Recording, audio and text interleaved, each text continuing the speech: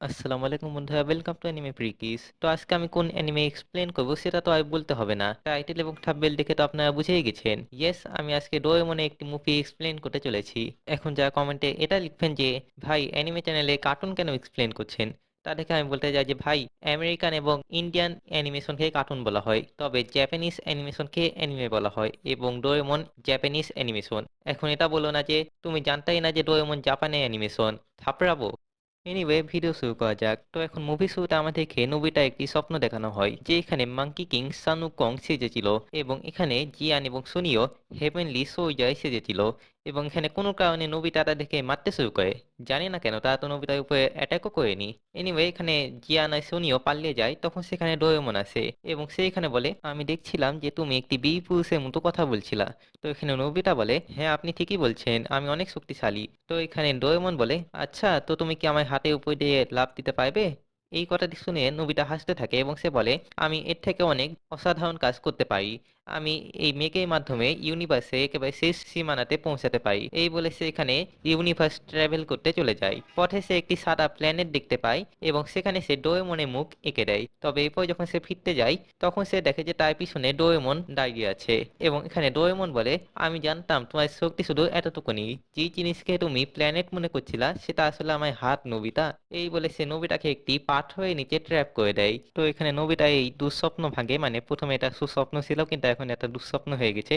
এবং এখানে আমরা দেখি যে নোবিতা এবং তার বন্ধুরা আসলে একটি নাটকের রিহার্সাল করছে, জার্নি টু দি ওয়েস্ট এই নাটক, যেখানে ডিকিসুকি মাঙ্কি কিং সেজেছে এবং জিয়ান পিগি এবং সুনিও স্যান্টি সেজেছে। আসলে এগুলো জার্নি টু দি ওয়েস্ট এই ক্যারেক্টারের নাম। ও এন্ড বাই দ্য ওয়ে, সুজুকা ট্যাংসাজ্যাং এবং নোবিতা একটি গ্রামবাসী রোল করছে। তো এখানে মাঙ্কি কিং সানুকং এই রোল নিয়ে তাদের মাঝে ঝামেলা চলছিল। জিয়ান বলছিল যে তাই সানুকং হিসাবে অনেক ভালো মানাবে, এবং এখানে সুনিও এবং নোবিতাও সানুকং হতে চাইছিল। এবং এখানে নোবিতা বলে যে সানুকং এর ক্যারেক্টার তাকেই প্লে করা উচিত, যে সানুকং এর মতনই দেখতে। এই বলে সে তার বাড়িতে চলে যায় টাইম মেশিনের মাধ্যমে সানুকংকে দেখতে বলে। অন্যদিকে বাসায় ডোরেমন একটি ফিউচারিস্টিক গেম খেলছিল, এন্ড অবভিয়াসলি এটা ফিউচারের গেম, তো এটাতে কোনো কনসোল নেই। এখানে প্লেয়ার গেমের ভিতরে ঢুকে গেমটি খেলে। তো এখানে গেম খেলার শেষে ডোরেমন ঘর থেকে বের হয়ে যায়, তখন সেখানে নোবিতা আসে এবং সে টাইম মেশিনে গিয়ে বসে। এখানে টাইম মেশিনে একটি অটো সিস্টেম অ্যাড করা ছিল, এবং সে নোবিতাকে জিজ্ঞাসা করে যে সে কোথায় যেতে চায়, এবং সেখানে বলে যে সে সানুকং এর সাথে দেখা করতে চায়। তবে এখানে টাইম মেশিন জানায় যে সানুকং একটি ফিকশনাল ক্যারেক্টার এবং তার সাথে দেখা করা যাবে না। এই জন্য এখানে নোবিতা বলে, আচ্ছা তাহলে ট্যাংসা জ্যাংয়ের কাছে নিয়ে চলো, উনি হয়তো বাস্তবে ছিলেন। এরপর এখানে একটু রিসার্চ করার পর টাইম মেশিন তাকে একটি সময় নিয়ে যায়। এখানে সেই জায়গাটি একটি মরুভূমির মতো ছিল, এবং এখানে নোবিতা যখন বালির উপরে উঠে তখন সে একটি ব্যক্তিকে মেঘের উপরে উড়ে আসতে দেখে, এবং সে একেবারে দেখতে তার মতো ছিল, এবং সে এখানে মনে করতে থাকে যে সেটা হয়তো সানুকং, সে তো দেখতে ঠিক আমার মতো। এরপর সে দূরে একটি ছেলেকে দেখে এবং সে তাকে ট্যাংসা জ্যাং মনে করে তার কাছে যায়। তবে তার কাছে গিয়ে সে দেখে যে সে আসলে ট্যাংসা জ্যাং না। এখানে সেই ছেলেটি পানি চাহাছিল, তো সে টাইম মেশিনের ভিতর থেকে পানি নিয়ে আসে। এরপর সেই ছেলেটি নোবিতাকে দেখে তাকে সানুকং বলে ডাকে। এই ফলে নোবিতায় বিশ্বাস হয়ে যায় যে সানুকং হয়তো তার মতনই দেখতে। তো এই খুশিতে সে তার বর্তমান টাইমে আসে এবং সে তার বন্ধু এবং ডোরেমনকে নিয়ে টাইম মেশিনে উঠে, এবং সে টাইম মেশিনকে আবারও সেই একই জায়গাতে ফেরত যেতে বলে। তবে এখানে টাইম মেশিন জানায় যে সেই একই স্থানে আবার ফেরত যাওয়া যাবে না। এই পরিবর্তে সে তাদেরকে অন্য একটি জায়গাতে নিয়ে আসে, এবং সেখানে তারা দূর থেকে ট্যাং সাজাংকে দেখে। তবে এখানে জিয়ান বলে যে ট্যাং সাজাং তো এখানে, তবে সানুকং কই। তো এখানে নোবিতা ডোরেমনকে আড়ালে নিয়ে আসে এবং সে তাকে সকল ঘটনা বলে। তো এখানে ডোরেমন তাই সেই গ্যাজেটে বের করে, যে গ্যাজেটের মাধ্যমে সে গেম খেলছিল, এবং সে নোবিতাকে সেই গ্যাজেটের ভিতরে ঢুকিয়ে দেয়, এবং সে এখানে সানুকং হয়ে যায়, মানে সানুকং এই ক্যারেক্টারে ট্রান্সফর্ম হয়েছে। এখানে ডোরেমন সেই গ্যাজেটটি উইন্ডো খুলে দেয়, যার ফলে নোবিতা বের হয়ে আসে। এই বয়সে সেই রূপে তার বন্ধুদের সামনে আসে, যার ফলে তারা মনে করতে থাকে এটা হয়তো সানুকং। তবে ডোরেমন যেই গ্যাজেটে উইন্ডোটি খুলে রেখেছিল, সেই উইন্ডোটি খোলা দেখে সেই গেমের ভিতরে যতগুলো রাক্ষস ছিল তারা সেখান থেকে বের হয়ে যায়।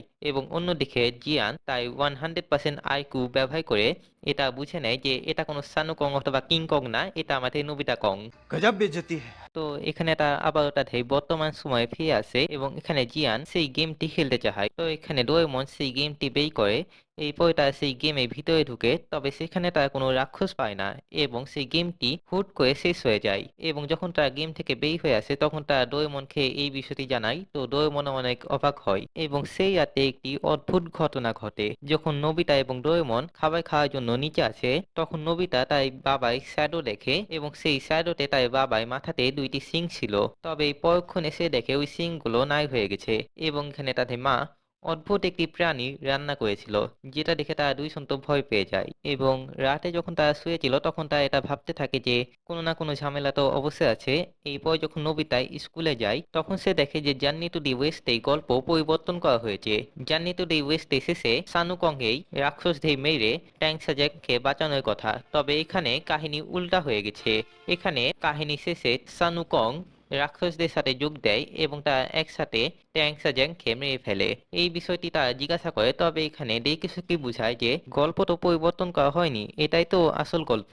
এবং এখানে তাদের সাই চলে আসে এবং এখানে ডেইকিসুকি তাদের সাইকে বলে যে সাই এত গল্প চেঞ্জ করার কথা বলছে, যেটা শুনে তো সাই অনেক ক্ষিপ্ত হয়ে যায় এবং তিনি এখানে একটি মস্তায় ট্রান্সফর্ম হয়ে বলে তোমরা আসলে কে। এবং সাই এই ট্রান্সফরমেশন দেখে নোবিতা, জিয়ান, সুনিও এবং সুজুকা সেখান থেকে পালিয়ে যায়। এরপর তারা একটি স্থানে থামে এবং এখানে সুনিও বলে এইসব তখন থেকেই হচ্ছে যখন থেকে আমরা সেই গেমটি খেলেছি। এখানে জিয়ান বলে নোবিতা বাসায় গিয়ে ডোরেমনকে তুমি এই বিষয়ে জিজ্ঞাসা করো। তো এখানে নোবিতা বাসায় আছে এবং সে ডোরেমনকে সকল ঘটনা বলে। তো এখানে ডোরেমন বলে এই মানে হতে পারে যখন আমি সেই উইন্ডোটি খুলেছিলাম তখন আমি গ্যাজেটটি খেয়ে ওইভাবে ছেড়ে দিয়েছিলাম, এইভাবে হয়তো সেই রাক্ষসগুলো গেমের ভিতরে থেকে আমাদের আসল জগতে চলে এসেছে।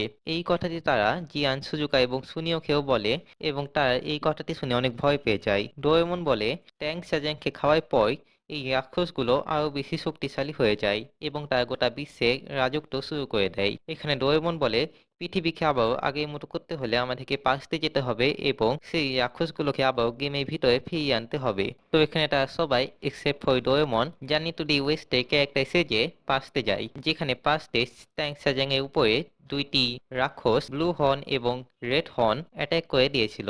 এখানে তারা সেই স্থানে পৌঁছায়। এখানে তারা কোনো রকম সেই রাক্ষসদের সাথে ফাইট শুরু করে, তবে এখানে ডোরেমন রেড হর্নে একটি বোতলে সিল হয়ে যায়, তবে সেটাই গ্যাজেটের মাধ্যমে সেখান থেকে বের হয়ে যায়। এরপর সে রেড হর্নকে আবার গেমের ভিতরে ঢুকে নেয়, তবে এখানে ব্লু হর্ন পালিয়ে গেছিল। তো এখানে তারা ট্যাং সাজাং এর সাথে দেখা করে।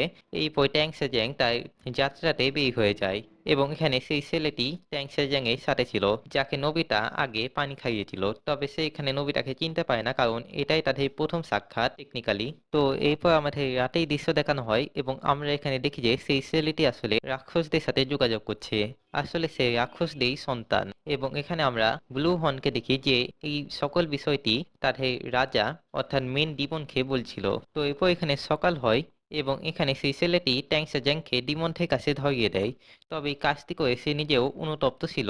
অন্যদিকে সামনে কোনো বিপদ আছে কি সেটা দেখার জন্য নোবিতাকে যেতে বলা হয়। তো এখানে নোবিতা তাই সেই উড়ন্ত ক্লাউডের মাধ্যমে বের হয়ে যায়। অন্যদিকে আমাদের আবারও নোবিতার সিন দেখানো হয়। এখানে আমাদের সেই সিনটি দেখানো হচ্ছিল যে সিনে নোবিতা টাইম মেশিনের মাধ্যমে পাস্টে এসেছিল এবং এখানে সে আসলে সানুকংকে না তাই নিজেই ভবিষ্যৎ সেলফকে দেখেছিল। তবে আমাদের বর্তমানে নোবিতা একটি ক্যাসেলের সামনে আসে যেটা আগুনে জ্বলছিল এবং সেখানে একটি ডিমন আসে এবং সে বলে এই পাঁচশো প্যানের মাধ্যমে তুমি এই আগুনটি নিভাতে পারবে।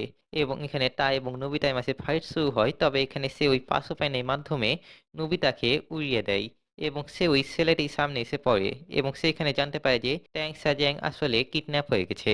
অন্যদিকে ব্লু হর্ন ডোরেমনের উপরে আক্রমণ করে দিয়েছিল, তবে ব্লু হর্নকেও কোনো রকম গেমের ভিতরে পাঠিয়ে দেওয়া হয়। তবে অন্যদিকে একটি ডিমন সুজুকাকে কিডন্যাপ করে নিয়েছিল। তো এখানে নোবিতা, ডোরেমন এবং বাকি সবাই একসাথে মিলিত হয় এবং তারা সুজুকা এবং ট্যাং সাজাংকে বাঁচানোর পরিকল্পনা করতে থাকে। এখানে তারা সেই জ্বলন্ত ক্যাসেলের সামনে আসে এবং সেই ছেলেটি তাদেরকে সেই ক্যাসেলের ভিতরে নিয়ে যায়। এখানে দেখে মনে হচ্ছিল সেই ক্যাসেলে কিভাবে ঢুকতে হবে সে সব কিছুই জানে। এই বিষয়টি নোবিতা এবং জিয়ানের বেশ অদ্ভুত লাগে, তবে সেই ক্যাসেলের ভিতরে ঢুকতে না ঢুকতেই তাদেরকে ডিমোসরা ক্যাপচার করে নেয়। তবে এখানে সেই ছেলেটি এইসব প্ল্যান করেছিল না। তো এরপর এখানে তাদেরকে বেঁধে রাখা হয়েছিল এবং এখানে তাদেরকে রান্না করা হবে, কিন্তু তখনই সেখানে ডোয়েনি চলে আসে, জানি না কিভাবে। তো সে এখানে সবাই দেখে ফ্রি করে দেয়। এরপর এখানে নোবিতা এবং ডিমন কিং এর মাঝে ফাইট শুরু হয়, যেখানে নোবিতা ডিমন কিংকে হারিয়ে দেয় এবং ডিমন কিং এর মরতেই সকল ডিমন তাদের শক্তি হারিয়ে ফেলে এবং তা ডিফিট হয়ে যায়। তবে এখানে সেই ছেলেটি যে ডিমন এই সন্তান ছিল সে এখনো বেঁচে ছিল এবং সে এখানে সবাইদের কাছে ক্ষমা চায় যে তাই জন্যই সবাইকে এত কষ্ট করতে হয়েছে। তবে এখানে ট্যাংসা জ্যাং তাকে ক্ষমা করে দেয় এবং সে তাকে নিজেই সঙ্গী বানিয়ে নেয়। এরপর এখানে নোবিতা, ডোরেমন, জিয়ান, সুনিও, সুজুকা তাতে এই বর্তমান টাইমে ফিরে এবং এখন পৃথিবী একেবারে নর্মাল হয়ে গেছিল, কোনো ডিমন টিমন ছিল না এবং এখানে এই মুভিটি শেষ হয়। আই হোপ আপনাদের ভিডিওটি ভালো লেগেছে। যদি ভালো লাগে তো জানেন কি করতে হবে, লাইক শেয়ার সাবস্ক্রাইব করে দিবেন। ওকে, দেখা হচ্ছে পরে, বাই, আল্লাহ হাফেজ।